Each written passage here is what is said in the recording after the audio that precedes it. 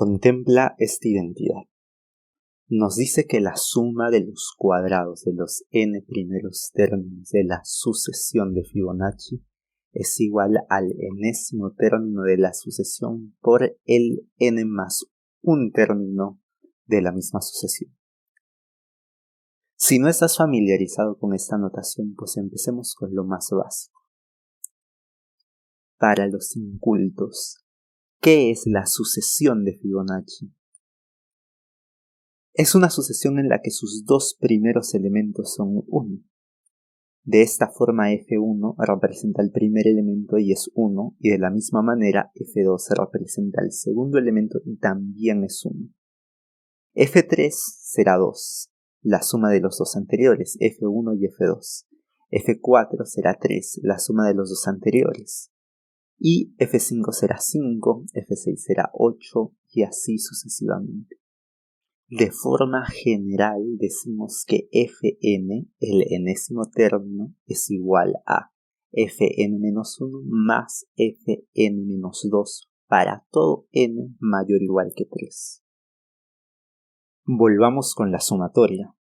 Solo nos quiere decir entonces que F1 al cuadrado más F2 al cuadrado más F3 al cuadrado y así hasta Fn al cuadrado es igual a Fn por Fn más 1.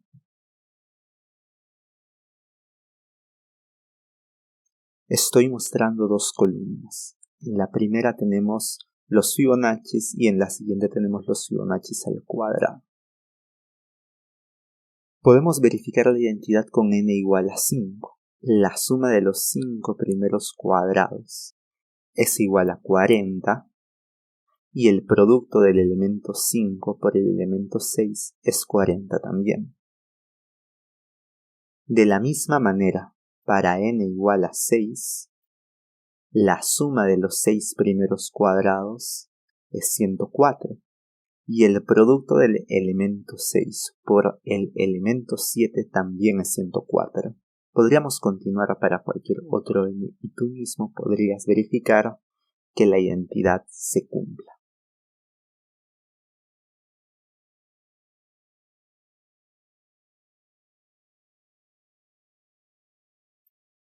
Pensemos en los cuadrados de los Fibonacci como áreas cuadradas. Un cuadrado tiene una área igual a lado al cuadrado. Entonces, un Fibonacci al cuadrado lo podemos imaginar como un cuadrado cuyo lado es precisamente ese elemento de la sucesión de Fibonacci. Ahora visualicemos el siguiente patrón. Primero solo ponemos el primer cuadrado correspondiente al Fibonacci 1. Luego a su costado ponemos un segundo cuadrado correspondiente al Fibonacci 2. Tanto el Fibonacci 1 como el Fibonacci 2 son 1. Es claro que al ponerlos de la forma en la que estoy mostrando, se va a formar un rectángulo de base 2 y altura 1. La base 2 la podríamos entender como la suma del Fibonacci 1 y el Fibonacci 2. Mientras que la altura podríamos entenderla como el Fibonacci 2. Tengamos en cuenta que el Fibonacci 1 más el Fibonacci 2 son el Fibonacci 3.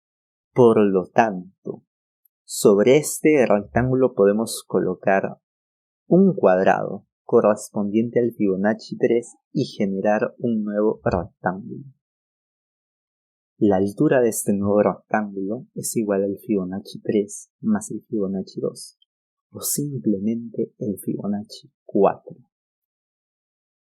Ahora podemos colocar a la derecha el cuadrado correspondiente al Fibonacci 4. Como resultado tenemos un nuevo rectángulo cuya base es F3 más F4, o simplemente F5. El patrón puede continuar y lo importante es notar que los Fibonacci pares los colocamos a la derecha y los Fibonacci impares arriba. Y si seguimos esto, pues constantemente tendremos un rectángulo. Cada Fibonacci encaja con lo que habían construido todos los Fibonacci anteriores. De forma general llevemos este patrón hasta colocar el enésimo cuadrado.